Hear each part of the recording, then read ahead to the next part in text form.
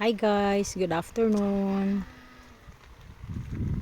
This is my first video ever for this channel.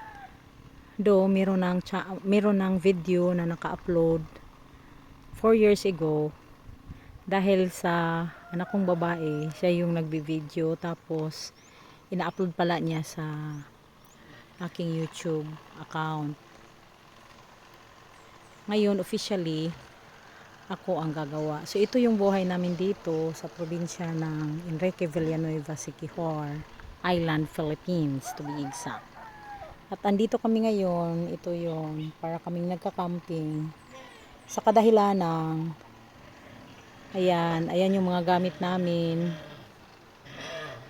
Tapos ito yung view. At saka, andito yung hinihigaan namin tuwing gabi. Dahil, at siya naman ay si Bunbun, ang alaga naming aso. Kung bakit nandito kami, sa kadahilan ng ang baboy namin ay manganganak na. Kung kaya't kailangan naming babantayan para kung manganganak na siya, ito yung manganganak. Naghihintay, expected date, April 14, so Sunday. So ano na ngayon?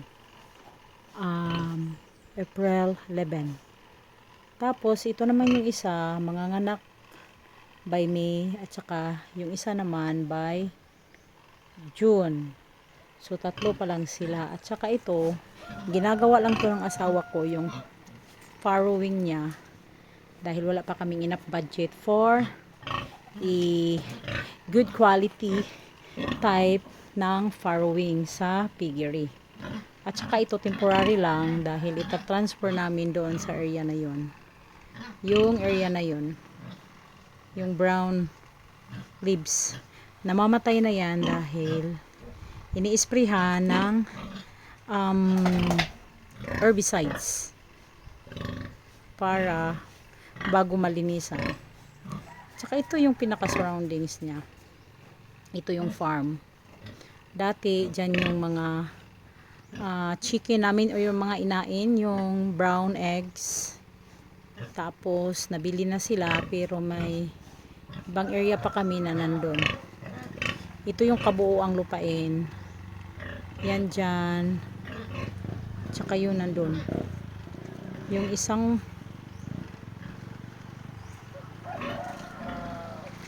tsaka ito. Wala dito tanaw yung dagat. Ito overlooking. Yan. Yung tanawin na yan, diretso yan sa Cebu. Tsaka ito yung lupain. Yan dyan. Yung area na yun. Nandoon ang chicken pen para sa mga alaga naming manok na nag-produce ng brown eggs para may makakain kami. So, hindi naman gaano kadami pero at least sa araw-araw may mga eggs kami. Tsaka ito yung tanim namin na ampalaya. Kahit sobrang init because it's summer. Yan, bitter melon. Yan yung bitter melon. Yan, may mga bunga yan. Yan. So, kung gustuhin namin, yung mga kinakain naming gulay ay dito lang, tanim lang namin. Tsaka mayroon pa doon. Hindi sila masyado marami ngayon dahil sa sobrang init sa Philippines, mahirapan kang magpapatubo. Ito naman yung mansanitas na tinatawag. This is edible. You can eat the fruit, the ripe one. The color is red. Have you seen this one? That one. I don't know if it's visible. This one. Yan, yung pula. Kinakain yan. Pero, tinatanim namin yan to make shade for the peg pen. Dahil nga sa sobrang init. Ngayong araw na to, ngayon lang nagkakaroon ng tubig. So, nahihirapan talaga kami sa pag-garden dahil walang tubig. Ito yung mga eggshell. Kanina ko lang to ginagamit sa tortang talong.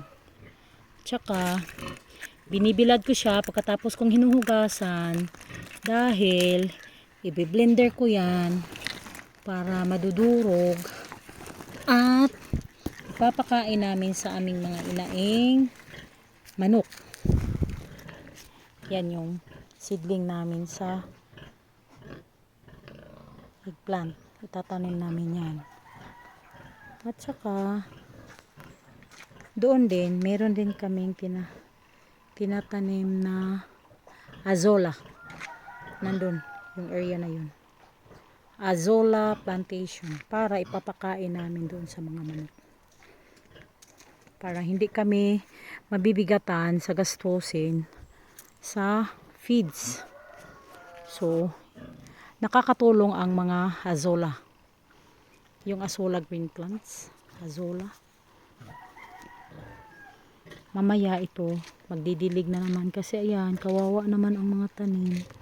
Para siyang namamatay dahil sa init. Sa sobrang init. Ayan.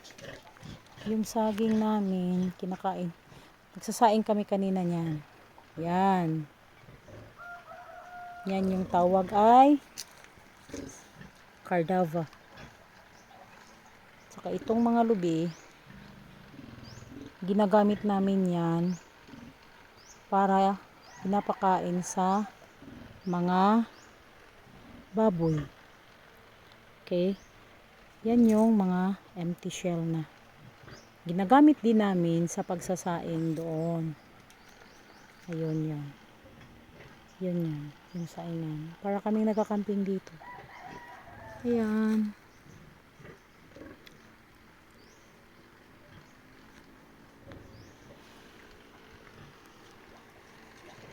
Ito yung nilulutuan kanina ng tortang talong. Pag nagkakape kami, ito lang. Ang ulam namin kanina ay munggos. Ginataang munggos na may pata ng baboy. Yan. Yan. Sarap yan. Yan. Tsaka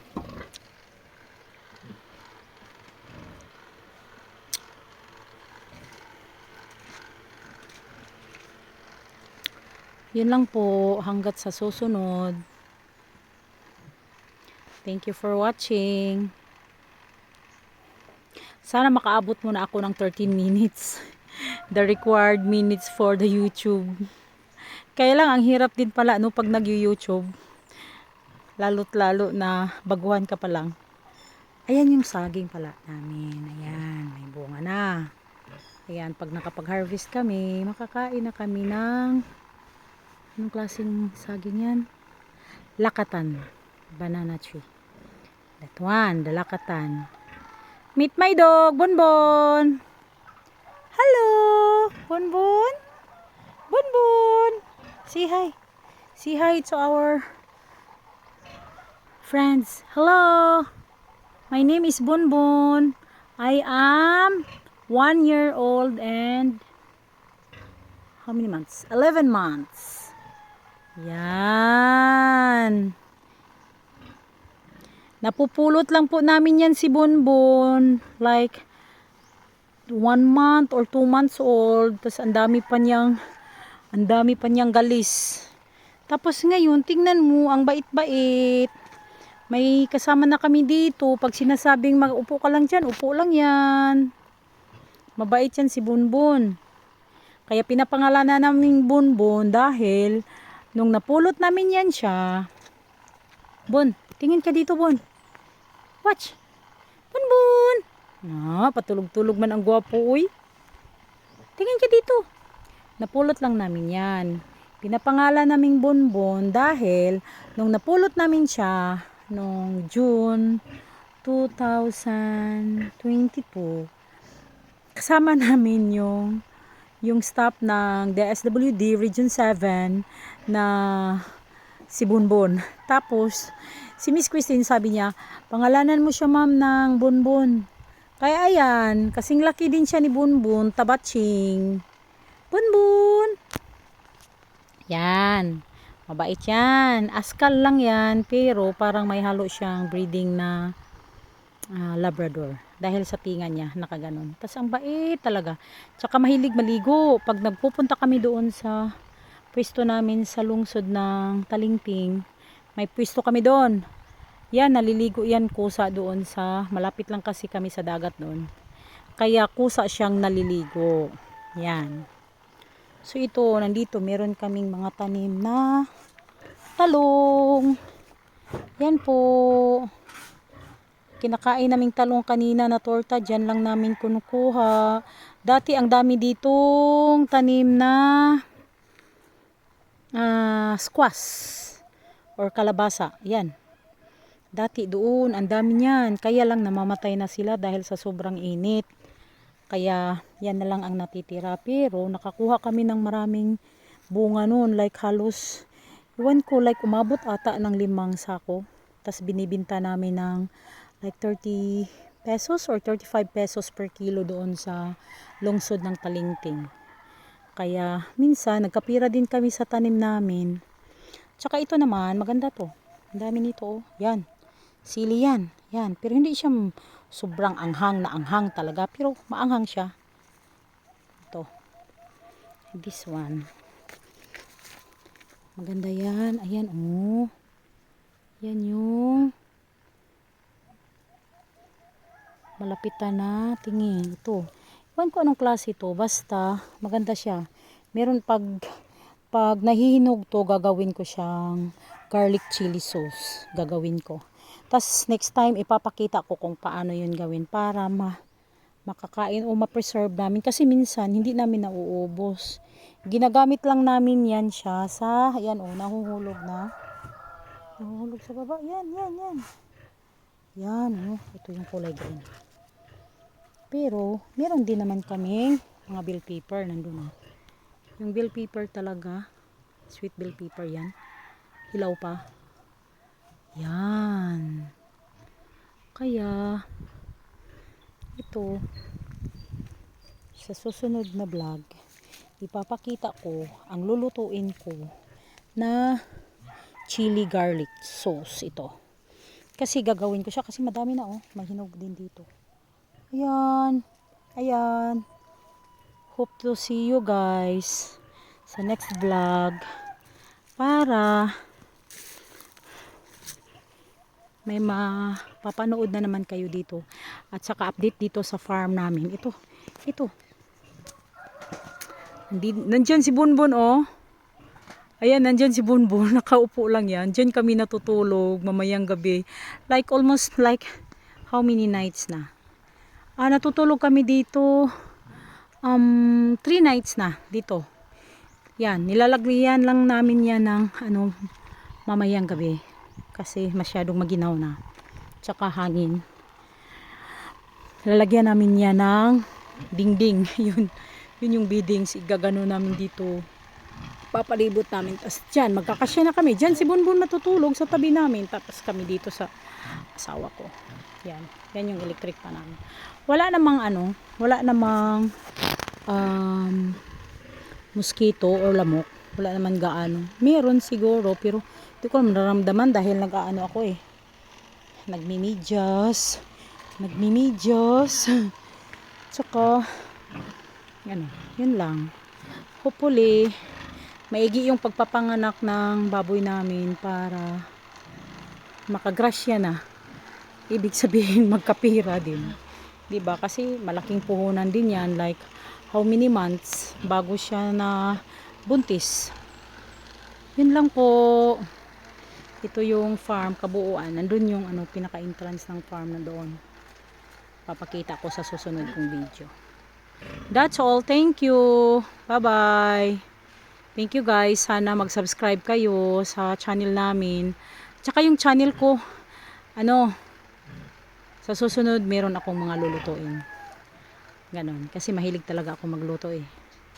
Yes. Thank you po. Habang wala pa akong trabaho. Kasi sa ngayon wala akong trabaho.